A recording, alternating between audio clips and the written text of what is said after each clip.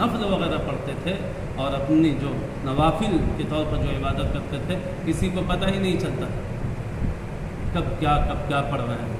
چلا خانے ہوتے تھے جنگلوں میں، بیابانوں میں، سنسانوں میں، جہاں چرند و پرند کبھی گزر نہیں ہوتا تھا.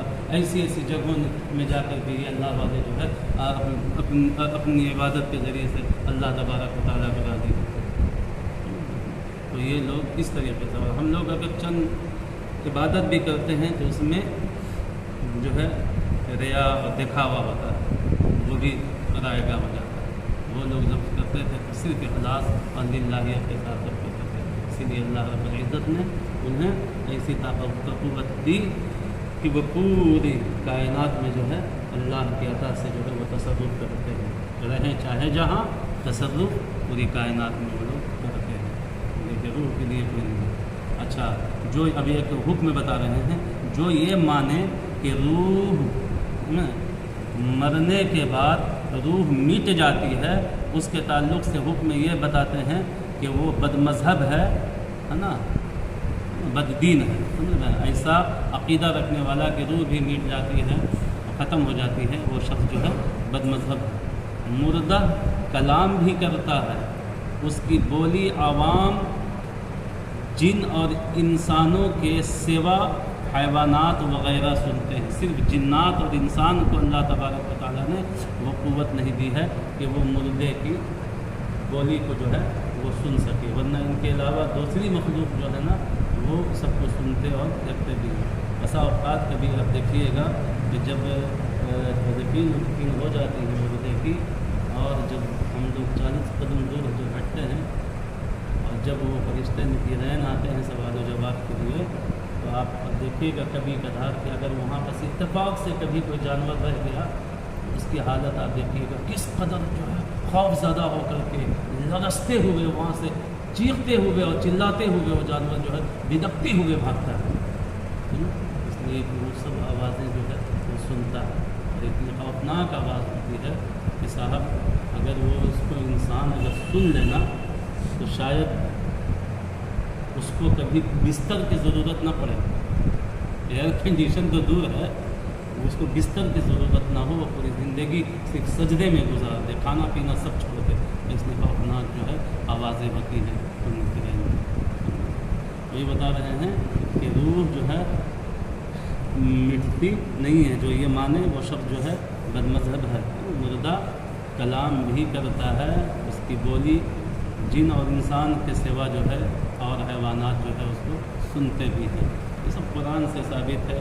ہمارے بیانات میں آپ نے سنا بھی ہوگا کہ مردہ جو ہے وہ سنتا ہے. جیسے ہم مثال دیتے ہیں کہ حضرت ابراہیم علیہ نبینا علیہ الصلاۃ والسلام جب آپ دریا کا سفر کر رہے تھے، تو سفر کرنے کے درمیان جو ہے کرتے کرتے جب جا رہے تھے دیکھا کہ دریا کے کنارے ایک لاش ہے نا، مری ہوئی، اور اس کا آدھا دھڑ جو ہے پانی میں ہے اور آدھا جو ہے خشکی پہ.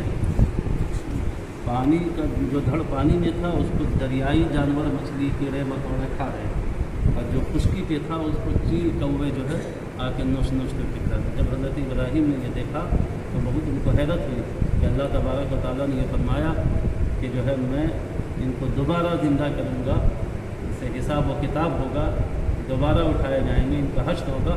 تو آخر کیوں کر ہوگا؟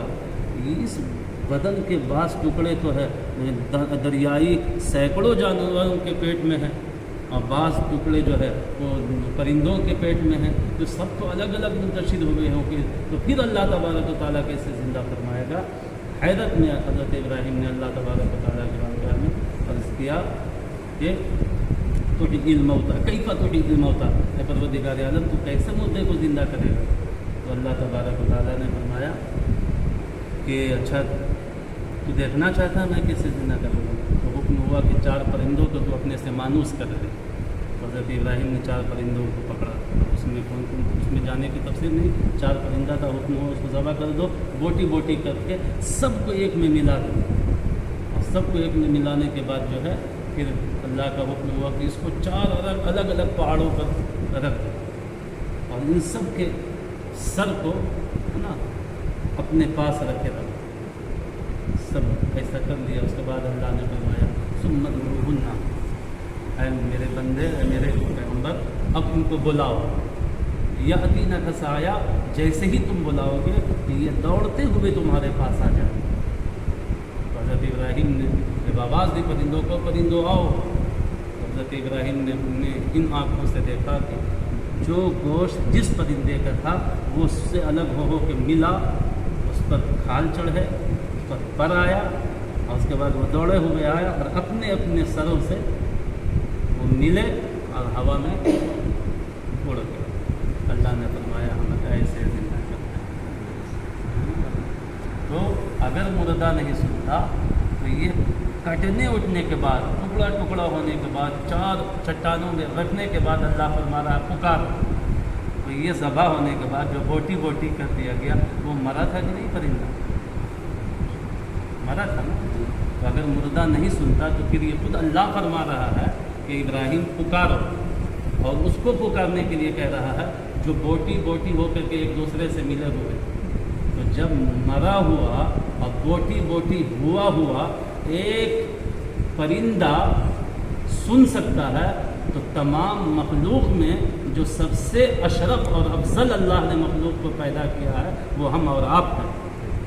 تو جب ایک پرندہ جو ہے بوٹی ہو کر کے وہ کسی کی بولی سن سکتا ہے، تو پھر انسان جو اشرف المخلوقات ہے اور جو بظاہر بوٹی بھی نہیں ہوا ہے، صرف روح بدن سے نکلی ہے، تو وہ اللہ کا بندہ کیوں نہیں سن سکتا؟ تو یہ اللہ تبارک و تعالیٰ کا فرمان قرآن مقدس میں یہ موجود ہے۔ لہذا جب انسان، اسی لیے نبی کون مکان صلی اللہ علیہ وسلم فرماتے ہیں قبرستان جاؤ تو سلام کرو، اور صرف سلام کرو نہ ہو، نبی فرماتے ہیں کہ تم سلام کرتے ہو تو وہ سنتے بھی ہیں، اور پھر فرماتے ہیں سنتے بھی ہیں اور پھر پلٹ کے تمہارا جواب بھی دیتے ہیں، لیکن تم نہیں سنتے۔ یعنی آقا صلی اللہ علیہ وسلم یہ بتانا چاہ رہے ہیں کہ سنو، جو لوگ اس دنیا سے کوچ کر جاتے ہیں اہل ایمان، تو ان کی طاقت تمہاری طاقت سے زیادہ ہو جاتی ہے۔ تم یہاں رہ کر کے ان کے جواب کو نہیں سن پاتے ہو، اور جب تم سلام کرتے ہو تو وہ منو مٹی میں دبے ہونے کے باوجود بھی تمہارے سلام کو سن لیتے ہیں، اس لیے کہ تمہاری طاقت سے زیادہ اللہ تبارک و تعالیٰ ان کی طاقت میں اضافہ فرما دیتا ہے۔ اس لیے جو ہے یہ عقیدہ رکھنا کہ روح مر مٹ جاتی ہے وہ بد مذہب ہے نا۔ مردہ کلام بھی کرتا ہے نا، جن اور انسان کے علاوہ جتنے حیوانات ہیں اس کو سنتے بھی ہیں۔ جب کبھی بھی دیکھیے گا، ہم نے تو میرے خیال سے میں نے 2-3 مرتبہ یہ میرا مشاہدہ ہے ہمارے یہاں، اب جا کے باؤنڈری ہوئی ہے میرے یہاں قبرستان میں، ورنہ کئی مرتبہ میں نے دیکھا ہے کہ تدفین کے بعد جب لوگ وہاں سے پیچھے ہٹتے ہیں تو وہاں جانور پھر اچانک بڑی تیزی کے ساتھ بھاگتا ہے۔ اس کو ہمارے استاد گرامی تھے، انہوں نے یہ بتایا تھا کہ معاملہ یہ ہوتا ہے کہ وہ ان نقیرین کی آواز کو جو سوال کرنے کے لیے آتے ہیں، بڑی خوفناک منظر ہوتا ہے، اس کا بیان جو ہے یہ آ رہا ہے۔ منکر نکیر کیسے ہیں، کب آتے ہیں اور کیا کیا سوال کرتے ہیں، وہ انشاءاللہ تعالی آپ کو کل جو ہے بیان کیا جائے گا۔ اب ایک چیز اور سن لیجیے، یہ بتاتے ہیں کہ قبر کے بعد قبر مردے کو دباتی ہے۔ جب قبر میں مردے کو لٹا دیا جاتا ہے تو وہ قبر جو ہے مردے کو دباتی ہے، ہر کسی کو دباتی ہے سوائے انبیاء کے، ہر کسی کو دباتی ہے۔ لیکن فرق کیا ہوتا ہے اہل ایمان اور اہل کفر کے دبانے میں، اس کے تعلق سے بیان کر رہے ہیں کہ دفن کے بعد قبر مردے کو دباتی ہے مومن کو اس طرح جیسے ماں بچے کو، اور کافر کو اس طرح کہ ادھر کی پسلیاں ادھر ہو جاتی ہیں، اس خطرناک طریقے سے دباتی ہے کہ پھر اس کا سارا معاملہ جو ہے ادھر ادھر ہو جاتا ہے۔ لیکن اہل جو مومن ہوتے ہیں، مومن اہل ایمان، ان کو ایسے دباتی ہے جیسے ایک ماں اپنے بچے کو لے کر گود میں دباتی ہے، اس محبت کے ساتھ۔ لیکن اور پھر لکھتے ہیں کہ جب لوگ دفن کر کے لوٹتے ہیں، مردہ ان کے جوتوں کی آواز بھی سنتا ہے۔ بولی تو بولی، جب ہم چل کر کے واپس ہوتے ہیں تو ہمارے جوتوں اور چپلوں سے جو آوازیں اٹھتی ہیں، اس آواز کو جو ہے وہ قبر میں لیٹا ہوا ہوتا سنتا ہے۔ اور یہ سب کے سب جو ہے نبی کریم صلی اللہ علیہ وسلم کی ارشادات ہیں۔ یہ معاملات ہوتے ہیں۔ تو آج جو ہے یہ بیان ہوا روح کے تعلق سے کہ روح مرتی مٹتی نہیں ہے بلکہ وہ روح باقی رہتی ہے، اور روح کا ایک قسم کا تعلق بدن کے ساتھ ہوتا ہے۔ بدن کو جو تکلیف ہوتی ہے اس کی تکلیف سے روح کو بھی تکلیف ہوتی ہے، بدن کو اگر آرام ہوتا ہے اس کے آرام سے روح کو بھی آرام ہوتی ہے۔ جو شخص یہ عقیدہ رکھے کہ روح مٹ جاتی ہے تو پھر وہ شخص بد مذہب ہے، بد دین ہے، اور مردہ سنتا بھی ہے، کلام بھی کرتا ہے۔ سمجھ میں رکھنا، صرف یہ ہے کہ جنات اور انسان کے علاوہ جتنے حیوانات ہیں